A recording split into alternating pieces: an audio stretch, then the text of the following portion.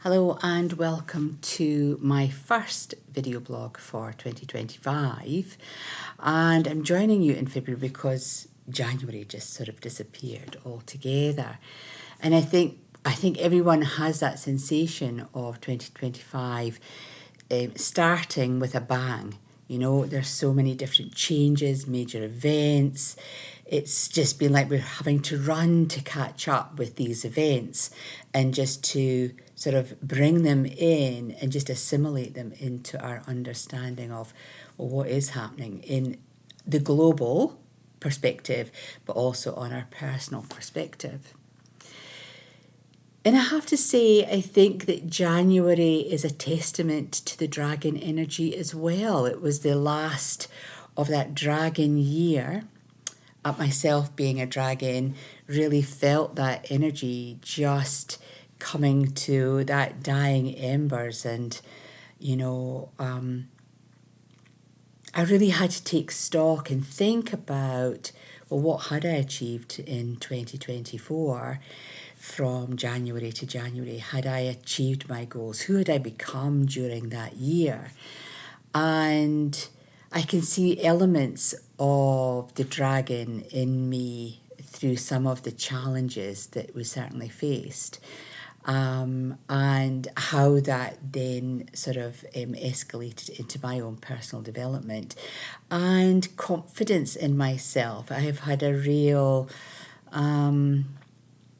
injection possibly of self-belief and self-worth and confidence. So I really appreciate that journey that last year took me on, because it's certainly going to set me up for the year of the snake. A year of a snake, transformational symbol is the snake. And how are we going to transform? From what we're seeing in the political realms, there's, things trying to be transformed instantly and throwing out the old, and, the vanguard there going, no, actually, we can't do that just the way that you want it to. To people finding their voice and people rallying against some of the transformative things that are happening around them, and in some respects taking some societal norms back to the 1930s and 40s, especially from a female perspective. And this is my own personal view, not a global view, just my own view. But with the toothpaste out of the box, women can't go back to being this domesticated person that just stays at home and is uneducated and doesn't have a voice and doesn't have a vote and doesn't have any rights and doesn't. The toothpaste is out of the tube. We'll never put that back. We cannot go back to those times. We can only move forward. And so it's a really interesting time, I feel, for gender definition and identity and gender roles. And I think for some members of the global community to really find their voice and to state their case, but also maybe for some aspects of society, those more rigid aspects, to have an understanding that we can't go back. We can't go back. We only can move forward. And I think that it's going to be a lot of shedding of skin, taking, the outer armaments off and revealing who we are as people, as countries, as nations, as neighbours, as communities. We're going to have to reveal ourselves in a really public way. So it's really interesting, the whole transformational process.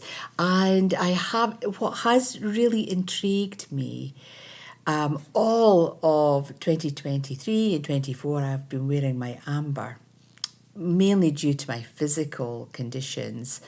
And amber is an analgesic and a pain relief, and it's really grounding and everything. And I've come into 2025 and suddenly I'm wearing this rainbow moonstone.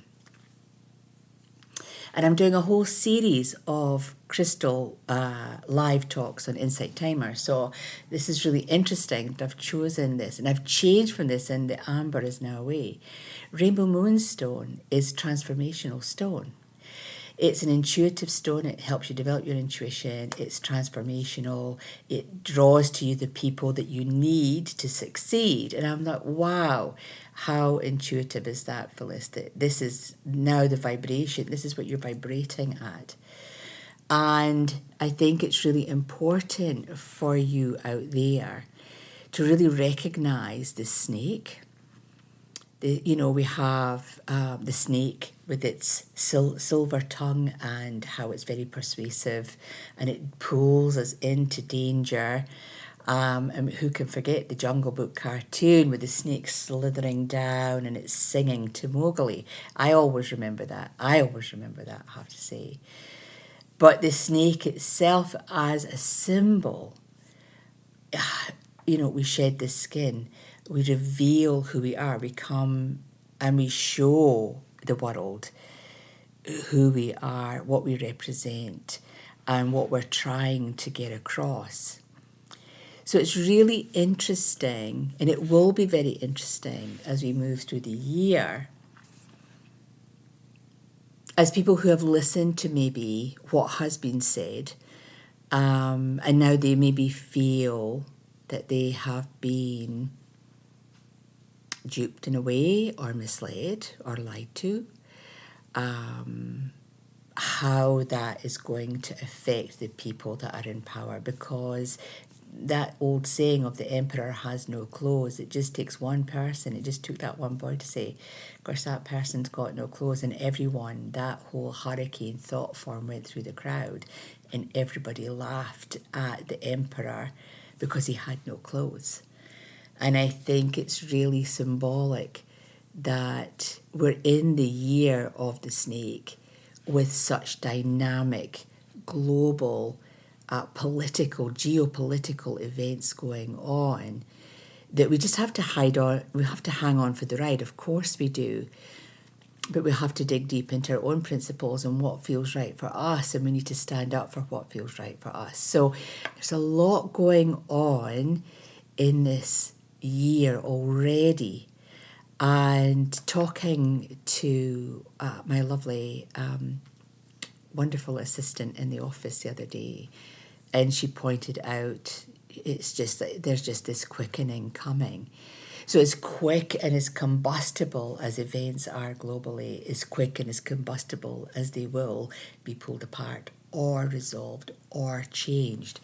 So transformation is on all different levels, on society, on that global, as I say, geopolitical processes, on that personal level, on your interpersonal level.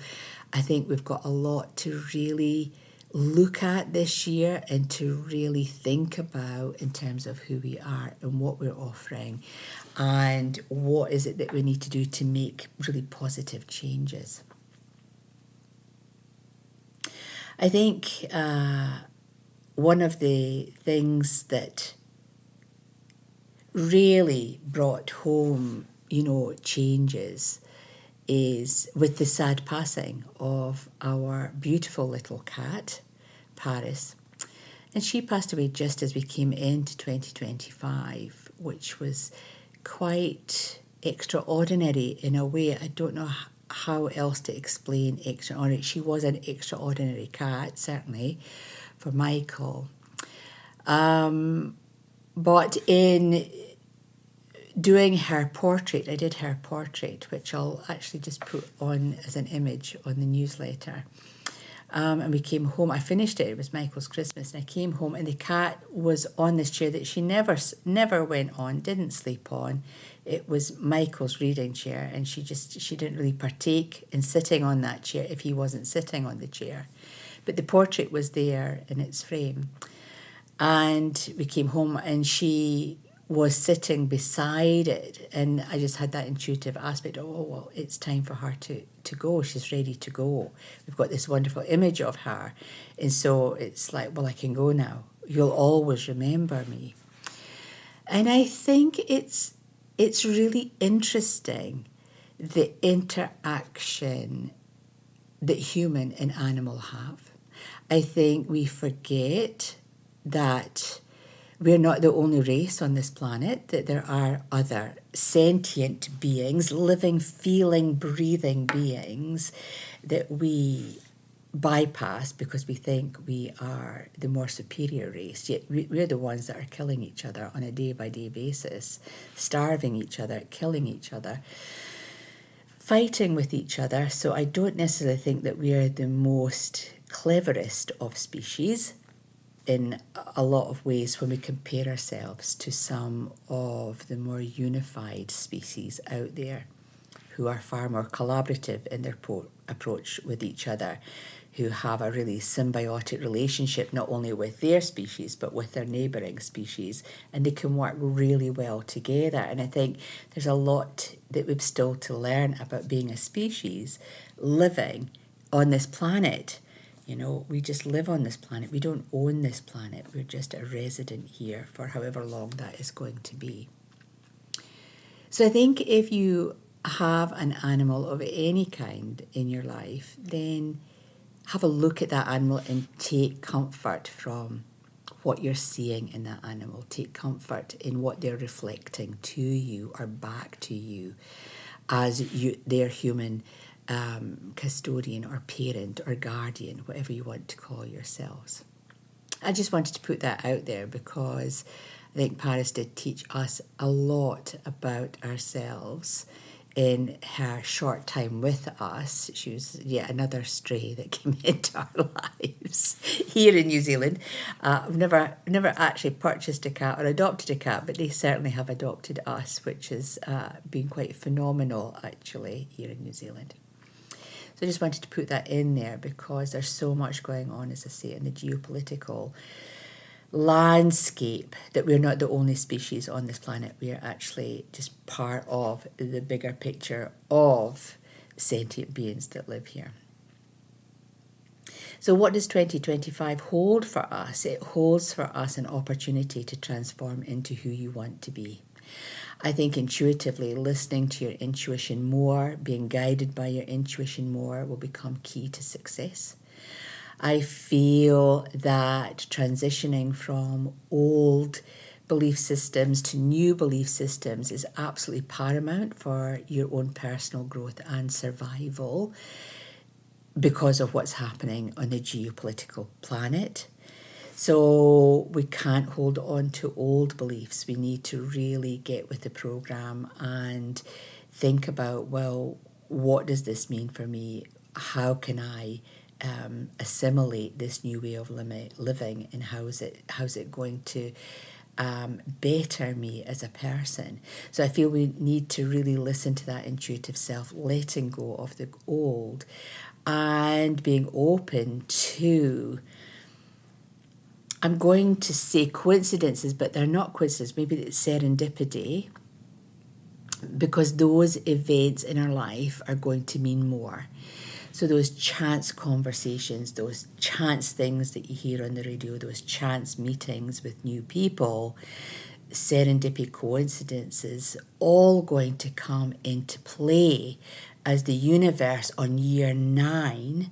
We've been in training for 8 years. So here we are in year 9, and we need to really experience, we need to put everything that we've learned out there on the plate and just deal with it. We've got the skills. So we've been in training for 8 years, so we have to use our skills that we've developed, learned, and sort of interjected into our lives, and that's all transformational. So I feel with the year of the snake, we're in for, yes, some challenges, absolutely, but we have to change with those challenges, and we have to dig deep, and we have to transform into something bigger and better, and always, as I say, always the best version of who we can be. This year I'm going to do some live online courses through this medium, this online medium. So have a look at that. It would be great to join you. I think I'm doing an angel connection course in April. It would be great to see you connecting to your angels, having that wonderful conversation with them. Also, still doing the meditations, still doing my personal sessions with people, and maybe just taking a different approach to what I want to offer as we move forward. So it's a case of watching this space. I'll still do my monthly blogs and give you my take on the month that was and what I think is to come. It's always just a personal view. It's not a political view. It's just my own personal view. And hopefully, as we traverse through 2025, that transformative energy really starts to engage with who you are, and you transform into someone quite incredible, because we can all do that. We all have that opportunity to become someone incredible in our own right. And being incredible could be developing a new hobby, extending friendships, trying something new. My husband scuba dived for the first time. Incredible, incredible. I'm so happy for him, so happy that he just took that opportunity to delve into scuba diving. Who would have thought? Fantastic to see that. So trying something new, the best version of who you can be, because you're in charge, nobody else. And don't let other people tell you otherwise. You are absolutely in charge of who you are. So until the next time, as we really get into the energy of the snake, we'll see you in March. And yeah, be good to yourself. Be really kind to yourself. Until then, bye for now.